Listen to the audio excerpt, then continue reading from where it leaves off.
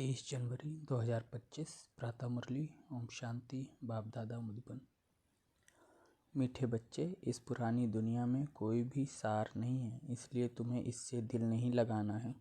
बाप की याद टूटी तो सजा खानी पड़ेगी। प्रश्न है, बाप का मुख्य डायरेक्शन क्या है, उसका उल्लंघन क्यों होता है?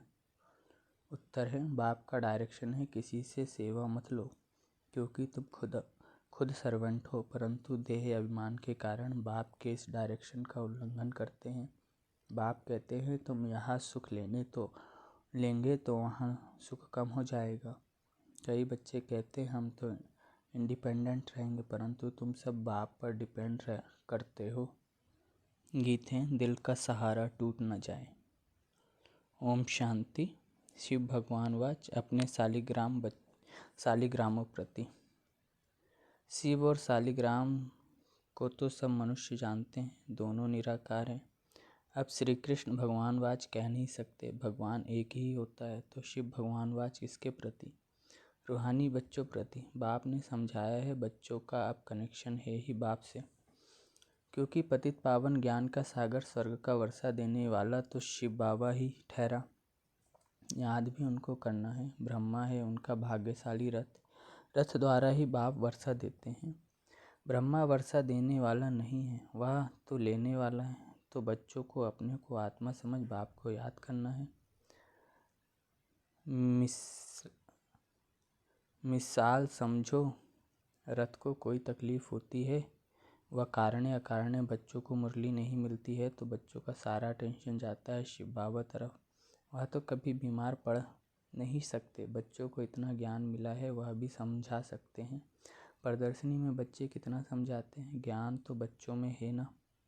हर एक की बुद्धि में चित्रों का ज्ञान भरा हुआ है, बच्चों को कोई अटक नहीं रह सकती। समझो, पोस्ट का आना जाना बंद हो जाता है, स्ट्राइक हो जाती है, फिर क्या करेंगे? ज्ञान तो बच्चों में है, समझाना है। सतयुग था, अब कलयुग, पुरानी दुनिया है। गीत में भी कहते हैं पुरानी दुनिया में कोई सार नहीं, इनसे दिल नहीं लगानी है, नहीं तो सज़ा मिल जाएगी। बाप की याद से सजाएं कटती जाएंगी। ऐसा ना हो बाप की याद टूट जाए, फिर सज़ा खानी पड़े और पुरानी दुनिया में चले जाएं। ऐसे तो ढेर गए हैं जिनको बाप याद भी नहीं है। पुरानी दुनिया से दिल लग गई, ज़माना बहुत ख़राब है, कोई से दिल लग गई तो सज़ा बहुत मिलेगी। बच्चों को ज्ञान सुनना है, भक्ति मार्ग के गीत भी नहीं सुनने हैं। अभी तुम हो संगम पर, ज्ञान सागर बाप द्वारा तुमको संगम पर ही ज्ञान मिलता है। दुनिया में यह किसको पता नहीं है कि ज्ञान सागर एक ही है। वह जब ज्ञान देते हैं तब मनुष्यों की सद्गति होती है। सद्गति दाता एक ही है, फिर उनकी मत पर चलना है।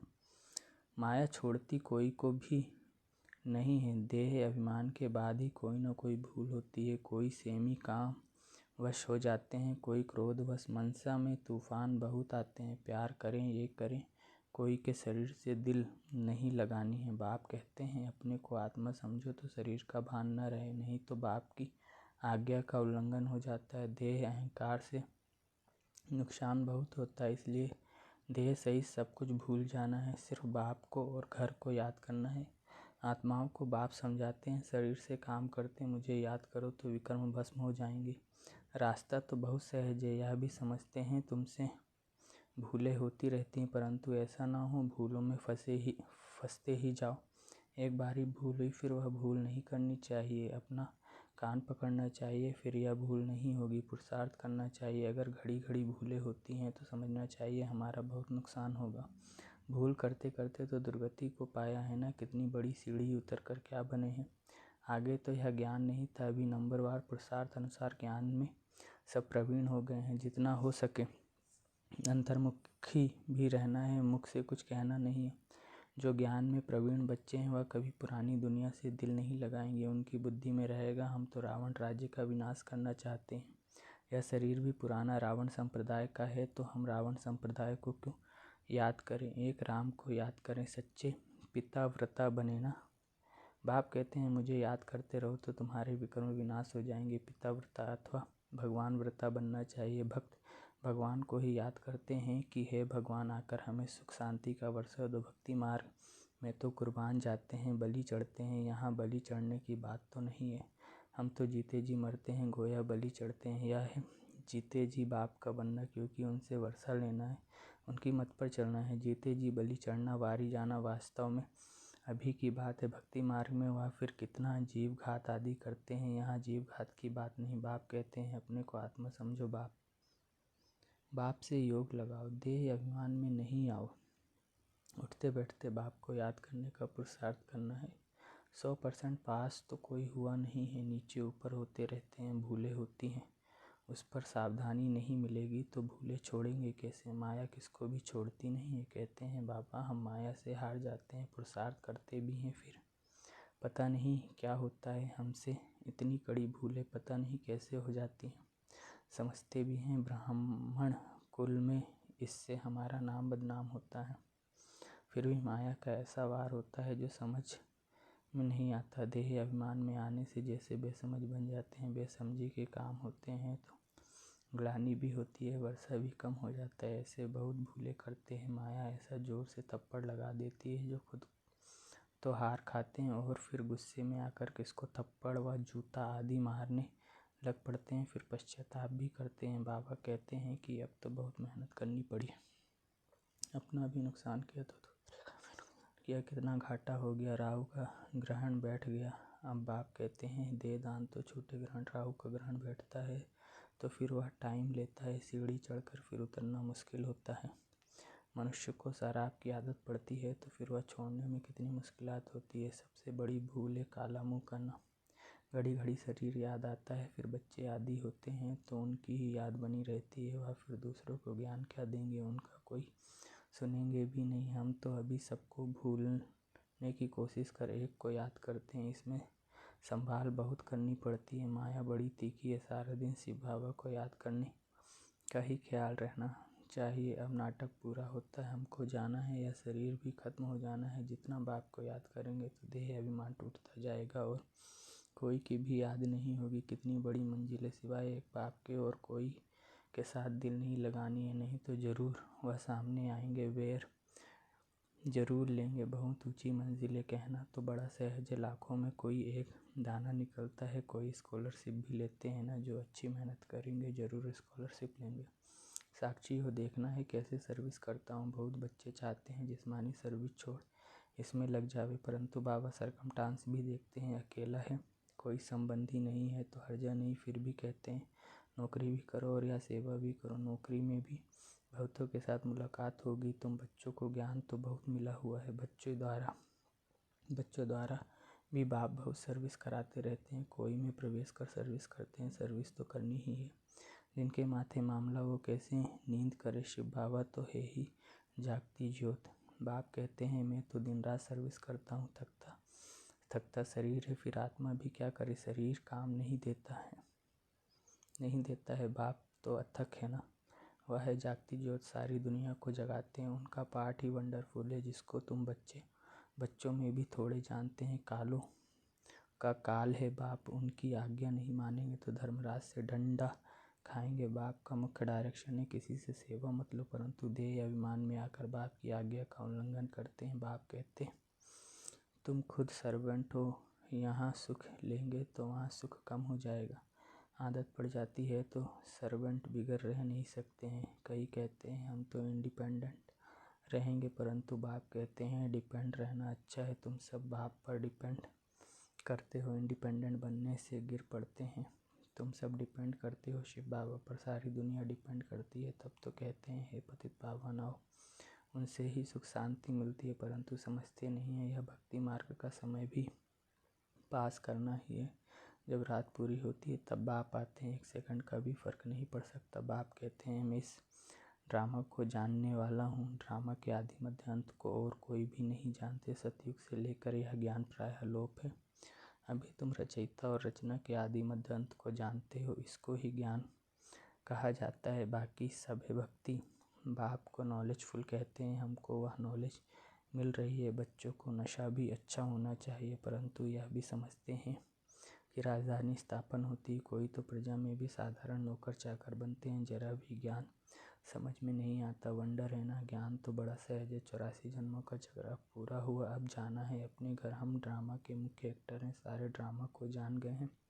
सारे ड्रामा में हीरो हीरोइन एक्टर हम हैं। कितना सहज है, परंतु तकदीर में नहीं है तो तदबीर भी क्या करे। पढ़ाई में ऐसा होता है, कोई नापास हो जाते हैं। कितना बड़ा स्कूल है, राजधानी स्थापन होनी है। अब जितना जो पढ़ेंगे बच्चे जान सकते हैं, हम क्या पढ़ पाएंगे। ढेर के ढेर हैं, सब वारिस तो नहीं बनेंगे। पवित्र बनना बड़ा मुश्किल है, बाप कितना सहज समझाते हैं। अब नाटक पूरा होता है। बाप की याद से सतोप्रधान दुनिया का मालिक बनना है। जितना हो सके याद में रहना, परंतु तकदीर में नहीं है तो फिर बाप के बदले और को याद करते हैं। दिल लगाने से फिर रोना भी बहुत पड़ता है। बाप कहते हैं इस पुरानी दुनिया से दिल नहीं लगानी है, यह तो खत्म होनी है। यह और कोई को पता नहीं है, वह तो समझते हैं कलयुग अभी बहुत समय चलना है। घोर नींद में सोए पड़े हैं। तुम्हारी यह प्रदर्शनी प्रजा बनाने के लिए विहंग मार्ग की सर्विस का साधन है। राजा रानी भी कोई निकल पड़ेगा, बहुत हैं जो सर्विस का अच्छा शौक रखते हैं। फिर कोई गरीब, कोई साहूकार हैं, औरों को आप सामान बनाते हैं, उनका भी फ़ायदा तो मिलता है ना। अंधों की लाठी बनना है, सिर्फ यह बतलाना है कि बाप और वर्षे को याद करो। विनाश सामने खड़ा है, जब विनाश का समय नज़दीक देखेंगे तब तुम्हारी बातों को सुनेंगे। तुम्हारी सर्विस भी वृद्धि को पाती जाएगी, समझेंगे बरोबर। ठीक है, तुम रड़ियाँ तो मारते रहते हो कि विनाश होना है। तुम्हारी प्रदर्शनी मेला सर्विस वृद्धि को पाती रहेगी। कोशिश करनी है कोई अच्छा हाल मिल जाए, किराया देने के लिए तो हम तैयार हैं। बोलो, तुम्हारा और भी नाम वाला होगा। ऐसे बहुतों के पास हाल पड़े होते हैं, पुरुषार्थ करने से 3 पैर पृथ्वी के मिल जाएंगे। जब तक तुम छोटी छोटी प्रदर्शनी रखो, शिव जयंती भी तुम मनाएंगे तो आवाज़ होगा। तुम लिखते भी हो शिव जयंती की छुट्टी का दिन मुकर्रर करो। वास्तव में जन्मदिन तो एक का ही मनाना चाहिए, वही पतित पावन है। स्टैम्प भी वास्तव में असली या त्रिमूर्ति की है। सत्यमेव जयते, यह है विजय पाने का समय। समझाने वाला भी अच्छा चाहिए। सभी सेंटर के जो मुख्य हैं उन्हों को अटेंशन देना पड़े, अपनी स्टैम्प निकाल सकते हैं। यह है त्रिमूर्ति शिव जयंती। सिर्फ शिव जयंती कहने से समझ नहीं सकेंगे। अब काम तो बच्चों को ही करना है। बहुतों का कल्याण होगा तो कितनी लिफ्ट मिलेगी। सर्विस की लिफ्ट बहुत मिलती है। प्रदर्शनी से बहुत सर्विस हो सकती है, प्रजा तो बनेगी ना। बाबा देखते हैं सर्विस पर किन बच्चों का अटेंशन रहता है, दिल पर भी वही चढ़ेंगे। अच्छा, मीठे मीठे सिकले दे बच्चों प्रति माता पिता बाप दादा का याद प्यार और गुड मॉर्निंग। रूहानी बाप की रूहानी बच्चों को नमस्ते। बच्चे की रूहानी माता पिता मम्मा बाबा बाप दादा को याद प्यार गुड मॉर्निंग और नमस्ते। शुक्रिया बाबा, शुक्रिया आपका, पद्मा पदम गुना शुक्रिया। धारणा के लिए मुख्य सार। पहला है, अगर एक बार कोई भूल हुई तो उसी समय कान पकड़ना है, दोबारा वह भूल ना हो। कभी भी देह अहंकार में नहीं आना है, ज्ञान में प्रवीण बन अंतर्मुखी रहना है। दूसरा है, सच्चा पिताव्रता बनना है, जीते जी बलि चढ़ना है, किसी से भी दिल नहीं लगानी है, बेसमझी का कोई भी काम नहीं करना है। वरदान, जुदाई को सदा काल के लिए विदाई देने वाले स्नेही स्वरूप भव। जो स्नेही को पसंद है वही स्नेह करने वाले को पसंद हो, यही स्नेह का स्वरूप है। चलना खाना पीना रहना स्नेही के दिल पसंद हो, इसलिए जो भी संकल्प व कर्म करो तो पहले सोचो कि यह स्नेही बाप के दिल पसंद है। ऐसे सच्चे स्नेही बनो तो निरंतर योगी सहज योगी बन जाएंगे। यदि स्नेही स्वरूप को समान स्वरूप में परिवर्तन कर दो तो अमर भव का वरदान मिल जाएगा और जुदाई को सदा काल के लिए विदाई मिल जाएगी। स्लोगन है, स्वभाव इजी और पुरुषार्थ अटेंशन वाला बनाओ। अपनी शक्तिशाली मनसा द्वारा साकार देने की सेवा करो। जैसे बीज में सारा वृक्ष समाया रहता है, ऐसे संकल्प रूपी बीज में सारे वृक्ष का विस्तार समा जाए, तब संकल्पों की हलचल समाप्त होगी। जैसे आजकल दुनिया में राजनीति की हलचल, वस्तुओं के मूल्य की हलचल, करेंसी की हलचल, कर्म भोग की हलचल, धर्म की हलचल बढ़ती जा रही है। उस हलचल से स्वयं को व सर्व को बचाने के लिए मन बुद्धि को एकाग्र करने का अभ्यास करते, आकाश देने की सेवा करते रहो। अच्छा, ओम शांति।